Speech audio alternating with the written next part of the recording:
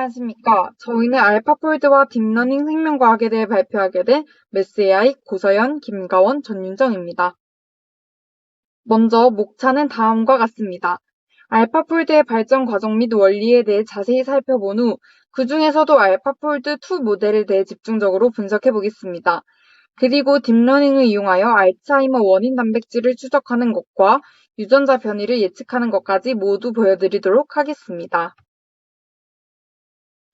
먼저 왼쪽 사진에 주목해 봅시다. 이는 2020년 1월 PNAS에 실린 데이빗 베이커 그룹의 논문의 결과 일부를 따온 그림입니다. 이 중에서도 C 파트를 보면 주황색으로 표시된 티얼 로세타가 알파폴드를 뛰어넘은 것을 확인할 수 있습니다. 2020년 전인 2018년에 열린 제13회 단백질 구조 예측 대회에 처음으로 등장하여 기존의 결과물들을 압도적인 차이로 이긴 적이 있는 알파폴드가 어떻게 단 1년 정도 만에 바로 다른 결과물들한테 따라잡혔을까요? 그런데 여기서 더 주목해야 할 점이 있습니다. 바로 그 다음 제14회 단백질 구조 예측 대회에서 다시 알파폴드2 모델이 다른 결과물들에 비해 압도적인 성능을 보여준 것입니다. 알파폴드2 모델이 다시 좋은 성능을 보여줄 수 있었던 이유, 다른 모델들이 결코 알파폴드를 따라잡을 수 없었던 이유에 대해 알아보도록 하겠습니다. 알파폴드의 원리에 대해 살펴보려면 크게 세 가지를 확인하면 됩니다. 그림에서 1번, 2번, 3번으로 표시한 부분만 이해하면 되는데 각각의 과정을 나누어서 살펴봅시다. 알파폴드의 원리를 이해하기 위한 키워드 3개입니다. 여러분들도 잘 아는 딥러닝, 그리고 조금은 생소할 수도 있는 디스턴스 맵, 그리고 번역하면 거리를 나타내는 지표, 마지막으로 경사하감법에 대해 설명해 드리도록 하겠습니다. 먼저 왼쪽 그림은 제13회 단백질 구조 예측 대회에서 알파폴드가 공개한 디스턴스 맵입니다. 가장 왼쪽 A 사진은 단백질의 실제 3차원 구조를 이용하여 만든 디스턴스 맵입니다. 그리고 그 오른쪽에 있는 B 그림은 컨볼루션 과정을 거친 예측된 디스턴스 맵입니다. 그리고 각각의 가로축과 세로축들은 단백질들을 이루고 있는 아미노산 서열들을 의미합니다. 이 디스턴스 맵이라는 이름 자체에서 알 수 있듯이 두 축이 서로 만나는 지점은 배열 사이의 거리를 의미합니다. 예를 들어 A 사진에 표시되어 있는 기역 지점과 니은 지점을 지나는 직선을 이어보면 디귿에서 만나는 것을 확인할 수 있습니다. 이것이 바로 배열 사이의 거리를 의미하는 것이죠. 이때 각각의 사진에 색깔이 표시되어 있는데 거리가 가까울수록 색깔은 밝은색으로 표시됩니다. 이렇게 실제 단백질은 3차원 구조이지만 이를 2차원 그림으로 표현하고 이 예측된 B 사진이 A 사진과 유사해지도록 만들어주는 것이 경사하강법입니다. 이 경사하강법으로 오차를 최소화하는 것이 바로 이 알파폴드의 핵심이죠. 이렇게 예측한 것과 실제 것이 유사해지면 두 단백질 구조는 C의 사진에서 볼 수 있듯이 겹쳤을 때 큰 차이를 못 느끼게 됩니다. 이렇게 아미노산 배열을 이용하여 새로운 3차원 구조를 만들어낼 수 있습니다. 이렇게 알파폴드가 공개한 논문을 보며 다른 학교들도 이에 대해 분석을 해보기 시작합니다. 알파폴드에 더 추가하면 좋을 점을 고민하던 중 두 배열 사이의 거리뿐만 아니라 두 배열 사이의 각도를 고려하면 더 좋은 결과가 나올 것 같다고 생각한 베이커 그룹의 연구원들은 결국 알파폴드를 뛰어넘은 티얼 로세타를 만들게 된 것입니다. 그런데 분명 알파폴드2 모델이 재역전을 했다고 했는데요. 알파폴드가 다시 승기를 잡게 된 이유를 다시 생각해 볼 필요가 있습니다. 먼저 알파폴드는 AI와 생물학의 융합이라고 할 수 있습니다. 물론 둘 중 무엇이 더 중요하다라고 할 수는 없겠지만 어느 쪽이 더 빠르게 발전하고 있는지는 알 수 있습니다. AI 쪽 흐름은 이미지 인식, 자연어 처리, 자율주행, 얼굴 인식 등 엄청난 속도로 이미 우리 생활에 크게 영향을 미치고 있습니다. 이에 비해 생물학 분야의 발전은 조금 상대적으로 느리다고 볼 수 있고 특히나 단백질 구조 분야에서는 더욱 그러한 것을 확인할 수 있습니다. 따라서 다른 학계들은 놓쳤지만 알파폴드는 놓치지 않은 점, 바로 AI의 발전에 발맞추는 것이라고 할 수 있습니다.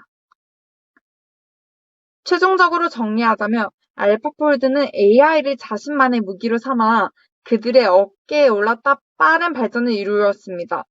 그렇다면 이제부터는 알파폴드 2에 관한 이야기를 시작해 보도록 하겠습니다.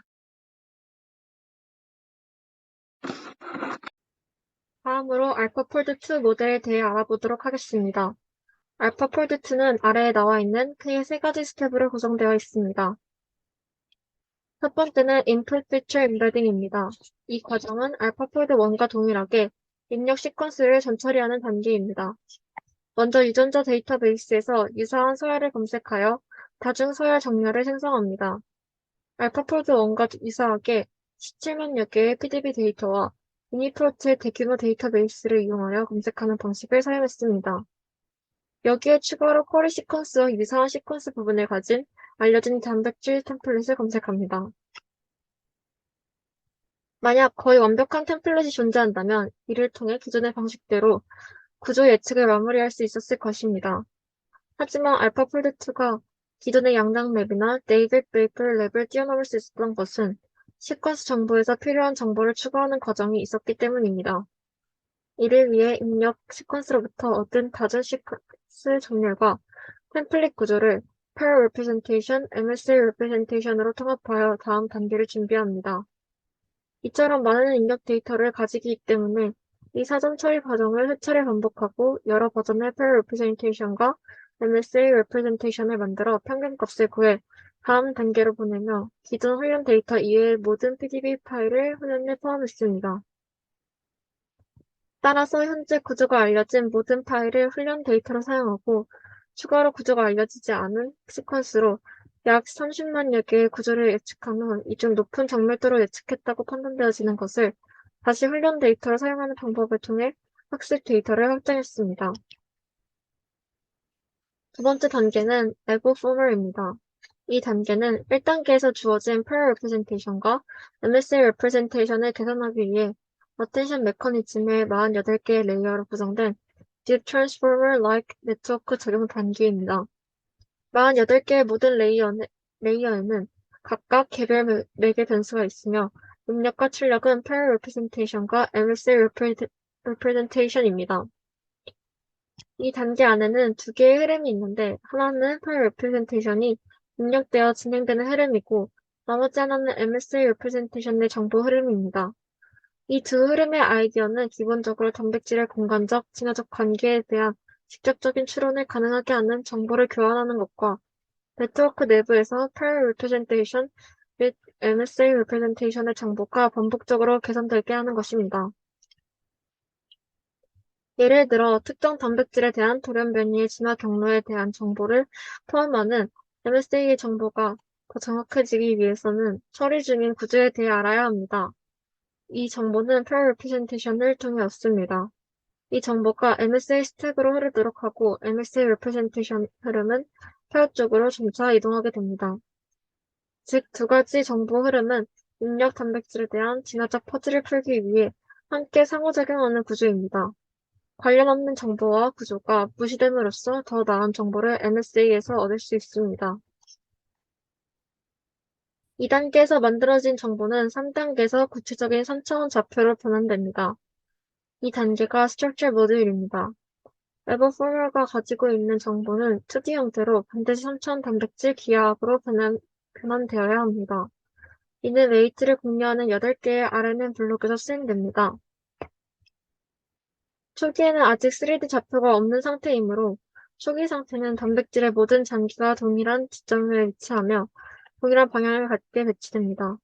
이를 블랙홀 초기화라고 부르고 이때 형성될 레지듀 셀스가 아래의 두 단계를 통해 반복적으로 업데이트됩니다. 첫 번째 단계는 IP의 연상을 통해 3D 위치를 변경하지 않고 시퀀스 레프레젠테이션을 업데이트하는 단계입니다. 두 번째 단계는 이 업데이트된 시퀀스 representation을 사용하여 residue guess에 대한 equivalent update를 수행하는 단계입니다. IPA 메커니즘에는 단백질 구조 개선을 위해 특별히 설계된 여러 가지 기술이 포함되어 있습니다. 이 중 하나가 시퀀스 표현과 백본 변환을 반복적으로 업데이트함으로써 단백질의 블랙홀 초기화가 최종 100분 기하학이 나타날 때까지 점진적으로 조정되게 하는 것입니다. 이것은 단백질 구조를 공간 그래프로 인식하고 이 그래프를 추적하기 위해 각 레지드들은 노드로 취급하고 물리적으로 상호작용을 추론하는 과정이며 이러한 과정을 통해 기존의 딥러닝 방법이 글로벌 구조로 정확하게 설명하지 못했던 단점을 극복할 수 있었습니다. 마지막에 레스넷이 추가되어 사이트인의 모든 원자에 대한 비틀린 각도가 예측됩니다. 여기서 단백질 구조의 모든 원자에 대한 3차원 좌표가 이어집니다. 출력 단계에서 얻은 per residue IDTT 점수를 활용하여 매우 확실한 예측 위치와 그렇지 않은 위치를 판단하게 됩니다. 원자 좌표가 충돌할 수 있는 가능성을 배제하여 최종적으로 restrained energy minimization 과정을 거치게 됩니다. 1972년 아미노산 배열의 1차 구조가 처음으로 해석된 이래 단백질의 구조를 알아내기 위한 노력은 계속되어 왔습니다. 그동안 X선 결정학, 핵짝의 공명, 극전 분자 핵융합과 같은 실험 기술이 발달이 이루어졌지만 시간과 비용이 컸기 때문에 아미노산 배열만 가지고 3차원 구조를 알아내려는 수많은 시도가 이어져 왔습니다. 알파폴드2는 지난 50여 년간의 이어온 분자 생물학, 유전학, 생명정보학의 성과가 AI의 급속한 발전과 더불어 탄생한 놀라운 사건입니다. 여기까지 알파폴드2에 대한 내용을 마치겠습니다. 다음은 딥러닝을 이용한 생명과학 분야에서의 활용 두 가지에 대해 말씀드리도록 하겠습니다. 먼저 첫 번째로 딥러닝을 이용한 알츠하이머 원인 단백질 추적 연구에 관해서 설명드리도록 하겠습니다. 본격적인 연구 설명에 앞서서 알츠하이머 병에 대해 소개하도록 하겠습니다. 알츠하이머 병이란 치매의 가장 흔한 유형으로 일반적으로 기억 상실에 이어지는 점진적 인지 저하와 기능 장애를 특징으로 하는 병입니다. 이러한 알츠하이머 병에 대한 잠재적 치료법에 관한 많은 임상실험이 진행되었으나 아직까지 완전한 치료법은 발견되지 않은 상태입니다. 따라서 알츠하이머 병을 조기 발견하고 병의 발병을 이해하기 위한 바이오마커를 찾는 것이 알츠하이머 병의 치료를 위한 치료제 개발과 임상실험에 있어서 매우 중요하다는 점을 알 수 있습니다. 좌측에 보이시는 사진은 알츠하이머 병의 분류와 유익한 특징의 식별을 위한 3D CNN 그리고 LRP 기반 프레임워크에 관한 사진인데요. 이 연구에 사용된 딥러닝 프레임워크의 특징은 타우 영전자 방출 단층 촬영 이미지를 사용하여 알츠하이머 병을 분류하고 XAI 기법을 이용해 필요한 정보를 획득한다는 것입니다. 딥러닝 프레임워크를 이용해서 타워 단백질이 축적되는 유형과 알츠하이머 병 발병 간의 관계를 파악하는 것이 이 연구의 과정입니다. 이 연구는 크게 두 가지 단계로 나누어서 설명드릴 수 있습니다.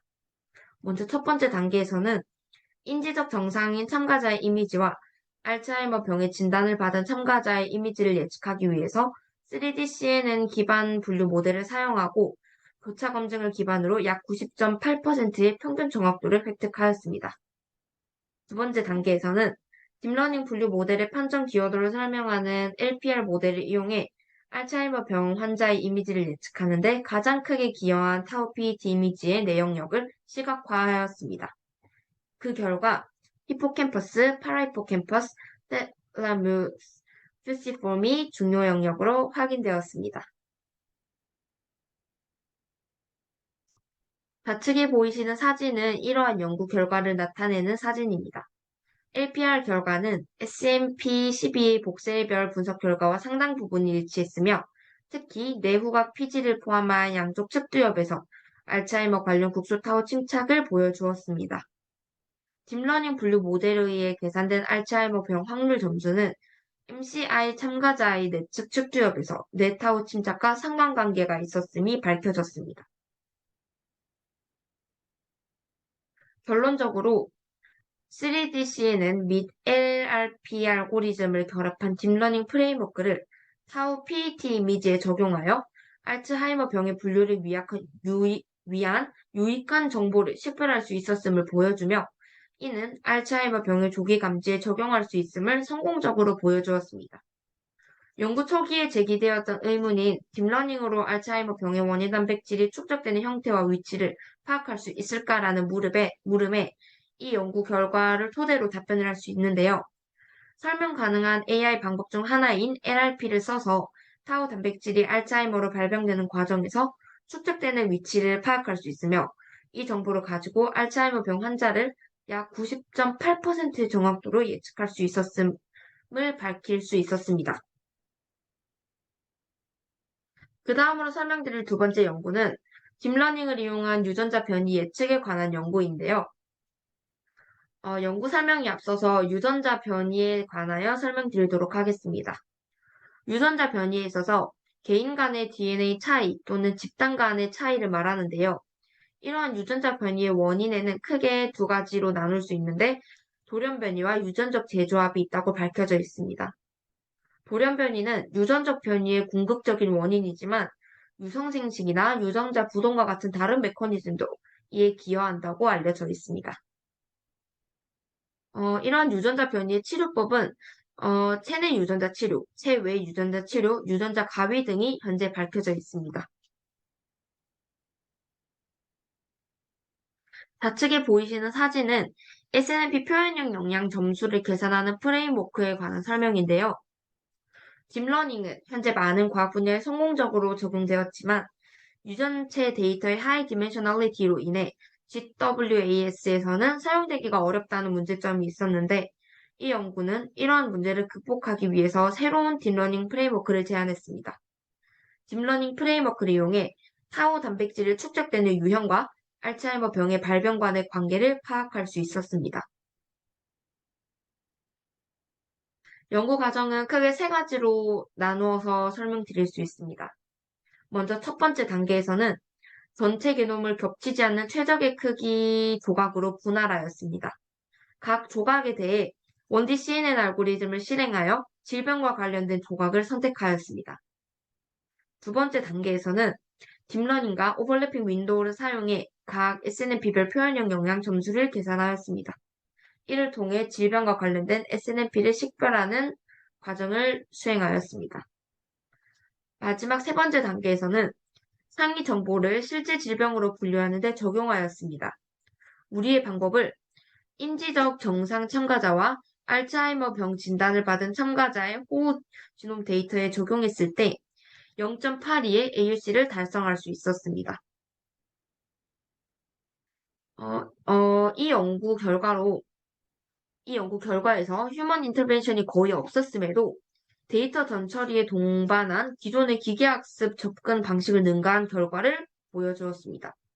이 방법은 알츠하이머 병의 유발에 관련된 것으로 잘 알려져 있는 APOE 영역을 최중요 유전자로 식별했으며 APOE 영역 이외에도 몇몇 새로운 후보 유전자를 알츠하이머 관련 유전자로 제안하였습니다.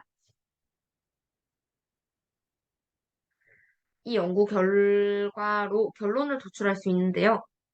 이 연구에서 설명하는 딥러닝 기반 GWAS 접근 방식은 질병 관련 SNP를 식별하고 유전자 변이를 찾으며 호우지놈 데이터만으로 특정 질병의 여부를 판단하는 모델의 예를 보여주고 있습니다. 이 또한 연구 초기에 제기되었던 의문인 딥러닝으로 데이터 전처리 없이 호우지놈 데이터를 사용해 질병을 유발하는 유전자 변이를 찾아낼 수 있을까라는 물음에 이 연구 결과를 토대로 답변을 할 수 있게 되었습니다. 이 연구에서 설명하는 딥러닝 기반 GWAS 접근 방식은 질병 관련 SNP를 식별하고 유전자 변이를 찾으며 홀지놈 데이터만으로 특정 질병의 여부를 판단하는 모델의 예를 보여주고 있습니다. 지금까지 알파폴드와 딥러닝 생명과학에 대해서 발표한 고사연, 김가원, 전윤정이었습니다. 감사합니다.